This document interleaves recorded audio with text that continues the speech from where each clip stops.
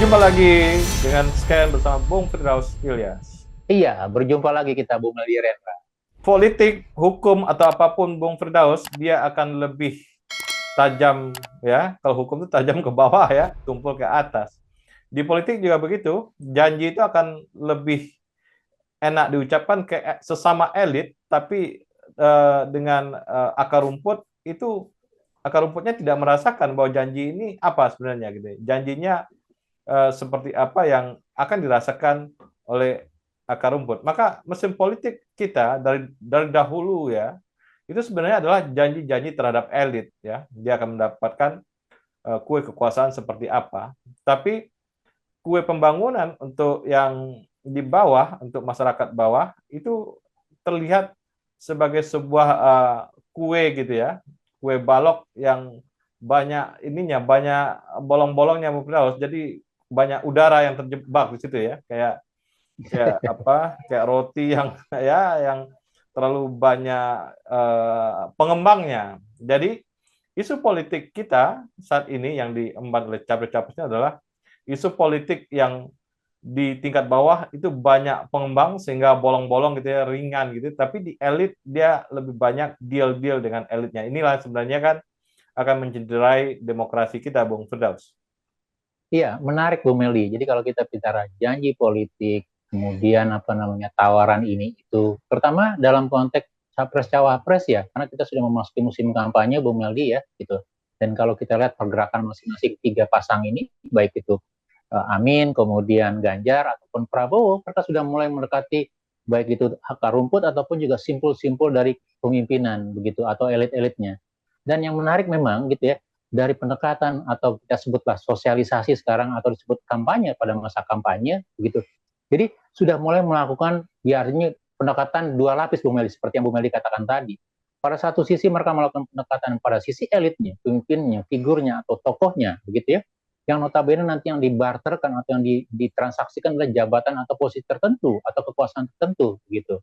Dan yang kedua dalam konteks sosialisasi pada grassroots atau massa gitu ya, itu adalah janji-janji untuk melakukan pembangunan kesejahteraan, pendidikan, kesehatan gitu. Dan yang menarik kalau kita mau lihat, Bung Meldi, dari berbagai skema atau apa ya mekanisme dalam pengumpulan suara atau mendapatkan janji politik atau penggalangan politik terutama pada masa-masa pemilihan presiden gitu masa kampanye begitu ya. Maka sebenarnya yang kita lihat adalah di antara skema-skema janji itu gitu ya yang paling banyak mendapatkan kenikmatan, mendapatkan apa ya, hasilnya dari janjinya atau event politik adalah para elit gitu ya. Sementara publik atau masyarakat banyak relatif lebih banyak mendapat antrian nomor duanya Bu Meli. Jadi kalau kita lihat tentang bicara apa yang tadi disampaikan dalam skema kampanyenya begitu ya, gitu. Kadang-kadang itu banyak yang tidak menjadi nyata atau tidak terrealisasikan begitu. Nah, menurut saya ini menjadi penting untuk kita untuk melihat kira-kira bagaimana kita dalam menyiasati dalam paling tidak dalam 2 bulan 3 bulan ke depan dalam skema-skema kampanye pasangan capres cawapres ataupun juga para anggota legislatif gitu ya. Bagaimana publik melihat mengantisipasi janji-janji ini? Mana janji yang bisa kita kendalikan gitu yang kita bisa jadikan sebagai pegangan yang realistis dalam masa kepemimpinan, mana juga janji-janji hanya digunakan sebagai dalam konteks menarik suara tapi belum tentu ditepati atau dipenuhi dalam masa kepemimpinan nanti Bu Meldi. Ya, kalau kita lihat bagaimana roadshow politik saat ini ya, baik dilakukan Prabowo ya, Ganjar dan Anies Baswedan, itu pertemuan-pertemuan kota tuh sangat dilatar belakangi oleh ketemu-ketemu simpul-simpul elit di daerah Bung Firdaus ya. Jadi banyak kegiatan itu diselenggarakan oleh elit. Ini yang menjadi catatan kita dan harusnya penyelenggaraan-penyelenggaraan di kota-kota itu harusnya juga oleh menjadi sebuah aspirasi dari akar rumput. Ini yang belum kita dapat ya dari keliling-keliling mereka, dari roso-roso atau safari-safari politik yang mereka lakukan.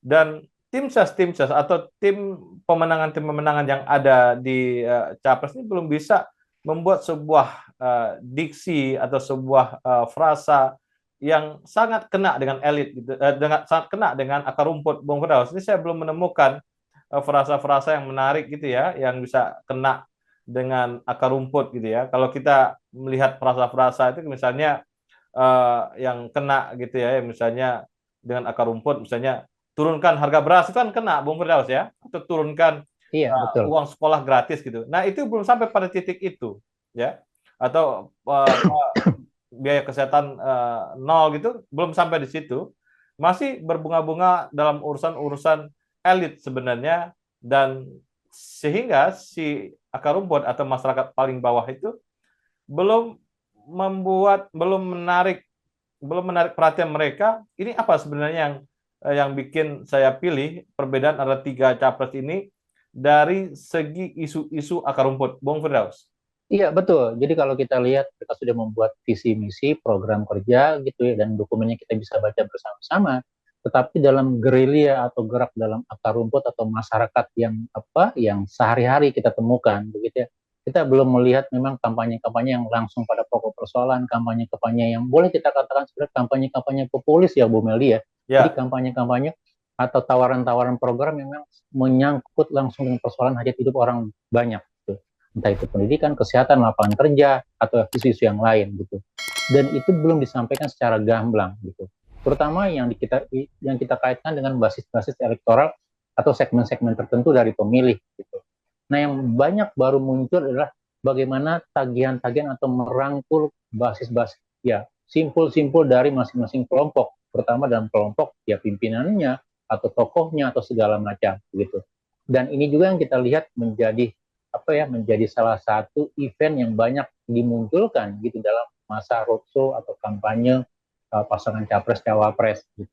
Dan di balik kedekatan atau pertemuan dengan para tokoh atau simpul-simpul dari kelompok-kelompok ini gitu ya, maka pasti akan muncul tawaran-tawaran dalam konteks posisi dan tawaran-tawaran dalam konteks jabatan terutama gitu. Dan tentu kalau kita lihat dari tawaran-tawaran ini yang akan menerima mendapatkan pasti elit-elit dari kelompok-kelompok tertentu juga begitu. Nah, pertanyaan kita gitu ya, kalau memang nanti ada semacam dukungan dari kelompok tertentu atau support atau pemilihan dalam kelompok tertentu misalnya, apakah juga masa dari kelompok itu juga mendapatkan dari manfaat dari kerjasama atau kesepakatan para elitnya? Ya contoh, kalau kita bicara tentang harga, bagaimana harga yang lebih murah gitu ya, inflasi yang lebih terkendali, atau pendidikan atau kesehatan yang gratis gitu ya. Dan itu yang belum dimunculkan atau disampaikan kepada publik, Bung Eldi. Dan yang berikutnya juga yang penting adalah melihat apakah dari kampanye-kampanye ini hanya sekedar ucapan pemanis saja gitu ya. Artinya tidak ada semacam konsekuensi akan ditepati, dan kalau tidak ditepati bagaimana nanti dampaknya. Saya pikir kita belum juga menerapkan semacam mekanisme untuk untuk memastikan para calon-calon ini gitu ya, baik capres cawapres gitu ketika melakukan penebaran janji, mereka juga punya komitmen untuk menepatinya begitu. Dan ini yang perlu sebenarnya kita sampaikan kepada publik banyak, kepada masyarakat gitu ya, bahwa setiap janji-janji pemanis yang disampaikan oleh siapapun kandidatnya begitu ya, capres cawapres manapun gitu ya, kita juga harus memberikan semacam keyakinan, menagih kepada mereka untuk merealisasikannya, untuk mewujudkannya gitu. Dan kalau mereka tidak berhasil mewujudkannya, apa yang menjadi konsekuensi atau apa yang menjadi taruhannya? Saya pikir itu penting, semacam akuntabilitas dalam konteks publik, Bu Meli. Jadi tidak perlu semacam skema-skema kontrak-kontrak politik gitu ya. Tetapi baik itu kepada tim ses, kepada relawan, ataupun juga kepada orang yang melakukan intervensi kepada publik gitu ya, apa yang menjadi garansi bahwa janji-janji Anda ini akan terpenuhi? Kemudian yang kedua, kalau tidak terpenuhi, apa konsekuensinya? Dan saya pikir ini wajib kita sampaikan kepada publik semacam sebagai bagian dari mekanisme mereka untuk melakukan dialektika terkait kampanye atau janji-janji politik dalam proses pilpres, Bung Meldi. Ya, sebenarnya ada pelajaran penting dari Pak Jokowi, Bung Firdaus, yang bisa kita ambil ya, terutama kampanye-kampanye spontan di pasar atau di tempat-tempat publik lainnya gitu ya. Ini akan lebih kena sebenarnya, jadi interaksi dengan akar rumputnya terjadi secara spontan. Nah, saya kira elit juga capres-capresnya harus meniru itu. Nah, nanti spontanitas ini yang kita lihat kalau dia mengobrol dengan rakyat biasa nih, apa yang bisa digali. Misalnya rakyat biasa cerita masalahnya ini, kemudian dia bisa melakukan formulasi dengan kebijakan apa yang dilakukan. Ini yang belum terlihat, Bung Firdaus, sampai titik ini ya. Walaupun kita tentunya apa yang baik dilakukan Pak Jokowi waktu kampanye dulu-dulu yang di pasar-pasar, saya kira perlu diikutin elit supaya suara paling bawah itu bisa ditampung oleh capres-capres ini, Bung Firdaus? Iya, betul. Satu, pendekatannya adalah berbaur dengan keseharian, melakukan exposure, melakukan apa namanya, melakukan pendalaman isu kepada kantong-kantong massa tanpa perlu direkayasa. Jadi secara alami saja datang ke pasar, datang ke terminal, datang ke kampung, datang ke sawah, begitu ya, melihat apa persoalan-persoalannya. Dan kemudian karena mereka sudah dibekali dengan sederet kampanye program baik itu dalam tim ses ataupun juga dalam perencanaan mereka, mereka tentu akan menawarkan kira-kira di balik persoalan ini, di balik fenomena ini, program-program apa yang cocok disampaikan kepada masing-masing audiens atau elektoral atau masyarakatnya, Bu Meldi. Tentu program-program yang harus bisa dicapai dalam jangka waktu 2 atau 3 tahun atau paling tidak 5 tahun. Jadi bukan sekedar menjanjikan, oh ya kami akan menjanjikan aspek keadilan, kami akan menjanjikan pemerataan, kami akan mengatakan bahwa pertumbuhan ekonomi sekian persen. Pertanyaannya, bagaimana narasi-narasi besar itu diejawantahkan? Bagaimana janji-janji yang besar itu, yang mulia itu kemudian diwujudkan dalam stepping-stepping program apa? Dan saya pikir dengan menyampaikan step-step program gitu ya, program-program agenda kerja yang sudah terukur, itu akan jauh lebih bisa diterima. Dan yang kedua tentu juga dengan program-program yang terukur ini, kita akan melakukan pendidikan politik kepada masyarakat kita, Bu Meli.